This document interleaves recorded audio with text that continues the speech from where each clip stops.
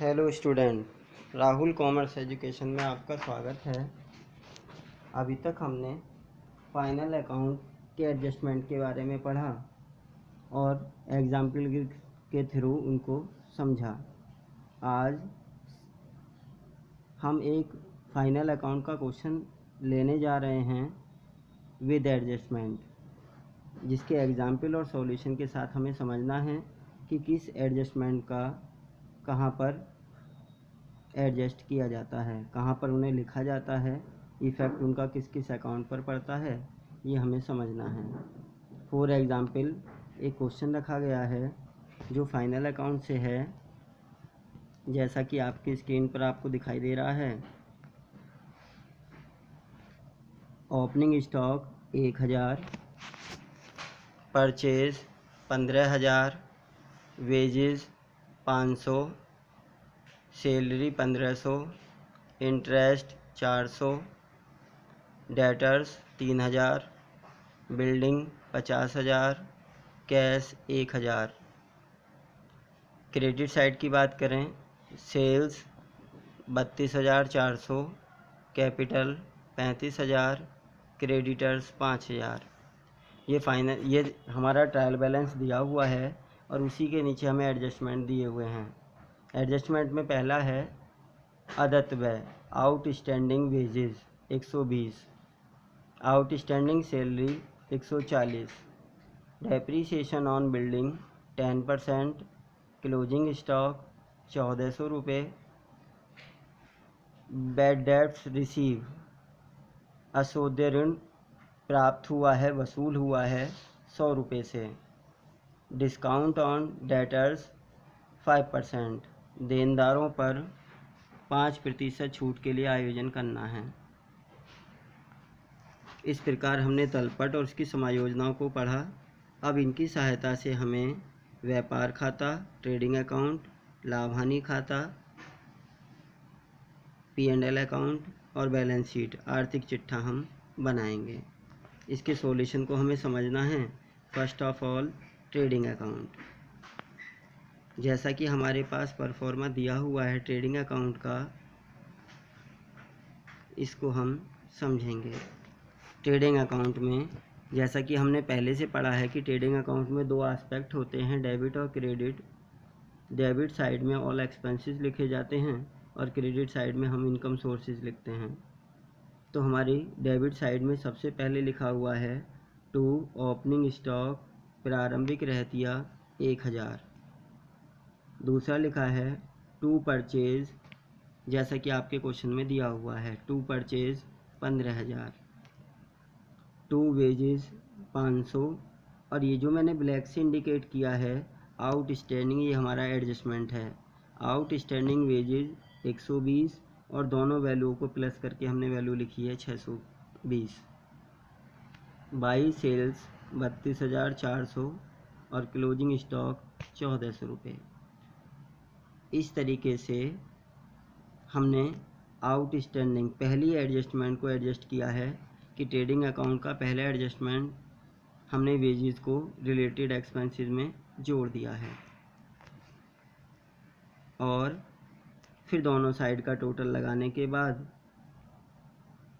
Credit side का total लगाया 33,800 और डिफरेंस वैल्यू जो हमारी आई है उसका नाम दिया गया है ग्रॉस प्रॉफिट। ग्रॉस प्रॉफिट हमारे ट्रेडिंग अकाउंट से हमें मिला। अब इसी की सहायता से हमें प्रॉफिट एंड लॉस अकाउंट बनाना है। तो सेकंड अकाउंट की तरफ चलते हैं। प्रॉफिट एंड लॉस, लाभ हानि खाता। लाभ हानि खाते के समायोजन के बारे में हम पढ़ चुके हैं, उन्हें हमें समझना है। पहला है सैलरी और इसी में जोड़ दिया है आउटस्टैंडिंग सैलरी 140 और दोनों का टोटल आ गया है 1640। दूसरा एक्सपेंसेस है to interest 400, to depreciation on building 10%। Building की कॉस्ट हमारी सवाल में दी हुई है 50,000 और 50,000 का 10% वैल्यू हमें निकालनी है। 50,000 का 10% वैल्यू हमारी हो गई 5,000। तो इस तरीके से हमने अपने डेप्रीसिएशन ऑन बिल्डिंग 5000 को लिखा। आगे है discount on debtors 5%। Discount on debtors, देनदारों पर छूट के लिए आयोजन करना है। देनदारों की वैल्यू 3000 रुपये से है और उस पर हमें 5% से डिस्काउंट लगाना है, तो हमारी वैल्यू आ गई 150। इस प्रकार हमने प्रॉफिट एंड लॉस अकाउंट में सभी चीज़ों को शामिल किया। टू सैलरी 1500 प्लस आउटस्टैंडिंग 140, दोनों वैल्यू प्लस करने के बाद 1640। To interest 400, to depreciation on building 10% और हमने वैल्यू अभी फाइंड आउट की थी 5000। To discount on debtors 5%, debtors की वैल्यू भी हमने फाइंड आउट की 150। बाई साइड में ग्रॉस प्रॉफिट 17180 जो हमने ट्रेडिंग अकाउंट से लिया है। और एक एडजस्टमेंट हमारे यहाँ पर था बैड डेट्स रिसीव, जो पैसा हमारा मर गया था वो उनमें से 100 रुपये हमें प्राप्त हो गए हैं।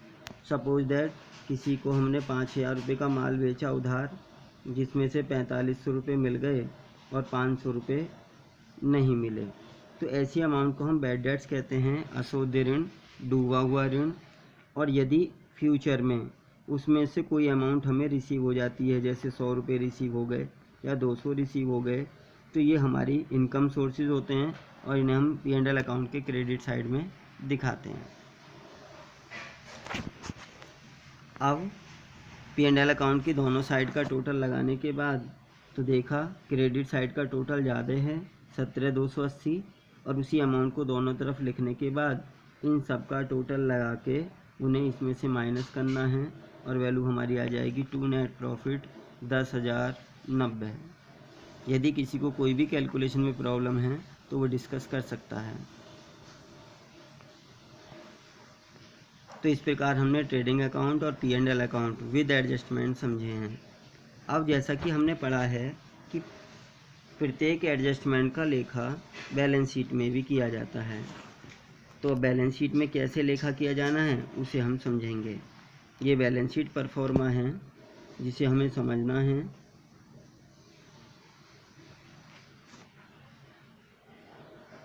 सबसे पहले कैपिटल जो हमारे क्वेश्चन में दी हुई है 35,000 प्लस नेट प्रॉफिट जो हमने P&L अकाउंट से वैल्यू निकाली है 10,090 और दोनों वैल्यू को प्लस करने के बाद 45,090। क्रेडिटर्स लेनदार की अमाउंट हमें दी हुई है क्वेश्चन में 5,000। आउटस्टैंडिंग जो हमने एडजस्टमेंट किया था, वेजेज में 120 रुपये जोड़े थे, सैलरी में 140 रुपये जोड़े थे, उन दोनों को ही हम लायबिलिटी साइड में दिखाते हैं आउटस्टैंडिंग वेजेज, आउटस्टैंडिंग सैलरी के नाम से। यदि बाई साइड की बात करें तो बाई साइड में इसमें बाई साइड नहीं होती, एसेट साइड। तो यदि हम बैलेंस शीट की एसेट साइड की बात करें तो एसेट साइड में फर्स्ट ऑफ ऑल हमने लिखा है कैश, और कैश हमारे क्वेश्चन में दिया हुआ है 1000। एक एडजस्टमेंट हमने पढ़ा था कि डूबा हुआ पैसा जिसमें से 100 रुपये हमें मिले, तो 100 रुपये मिले तो कहीं ना कहीं हमें कैश मिली और हमने उसे कैश में प्लस करके लिख दिया कि 1000 प्लस 100 1100 रुपये। फिर हमारे पास है डेटर्स जिसकी अमाउंट थी 3000, उस पर डिस्काउंट लगा 150, उस वैल्यू को घटाने के बाद 2850 और उस वैल्यू को हमने यहाँ लिख दिया है। अगला बिल्डिंग 50,000 जिस पर डेप्रीसिएशन फाइंड आउट हुआ 5,000 और इस तरीके से हमने उसे घटा के लिखा 45,000। एक एडजस्टमेंट हमारी और बचती है क्लोजिंग स्टॉक, क्योंकि क्लोजिंग स्टॉक की एडजस्टमेंट के बारे में भी हमने पढ़ा है कि वो भी बैलेंस शीट में दिखाई जाती है। और सारे एडजस्टमेंटों को डालने के बाद फिर हमने दोनों साइड का टोटल लगाया और जो बैलेंस शीट का टोटल बराबर है। बैलेंस शीट का टोटल बराबर होने पर हम ये मान लेते हैं कि व्यापार की इकोनॉमिक कंडीशन अच्छी है। तो इस प्रकार हमने समायोजनों का लेखा किन किन खातों में किया जाता है, बैलेंस शीट में किस प्रकार किया जाता है, इसके बारे में समझा। एक क्वेश्चन आपके लिए दिया गया है जिसे आपको सोल्व करना है। डू योर सेल्फ में एक क्वेश्चन आपको दिया गया है, इसे भी पढ़ते हैं। Opening stock 10,000, purchase 1,50,000, wages 5,000, salary 15,000, interest 4,000, debtors 30,000, building 5 lakh, cash 10,000, sale 3,24,000, capital 3,50,000, creditors 50,000। कुछ एडजस्टमेंट इसके नीचे दिए गए हैं जो हमें एडजस्टमेंटों को भी पढ़ना है। पहला एडजस्टमेंट है आउटस्टैंडिंग वेजेस 200 रुपये, आउटस्टैंडिंग सैलरी 400 रुपये, depreciation on building 10%, closing stock 14,000, bad debts receive 1,000, discount on debtors 5%। इस क्वेश्चन को सोल्व करके और अपने आंसर को मेरे व्हाट्सएप नंबर पर आप सेंड करेंगे। व्हाट्सएप नंबर 9568876464 और अपना नाम भी आपको सेंड करना है। नाम और अपने आंसर्स आपको सेंड करने हैं।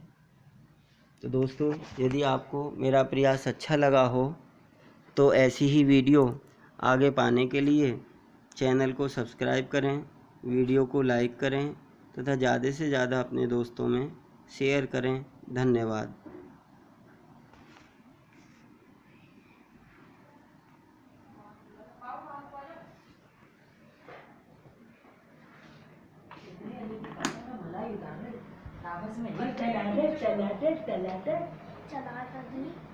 इशारे कर देने में नीचे करके डिब्बा सा आ रहा है, इस डिब्बे पे क्लिक कर।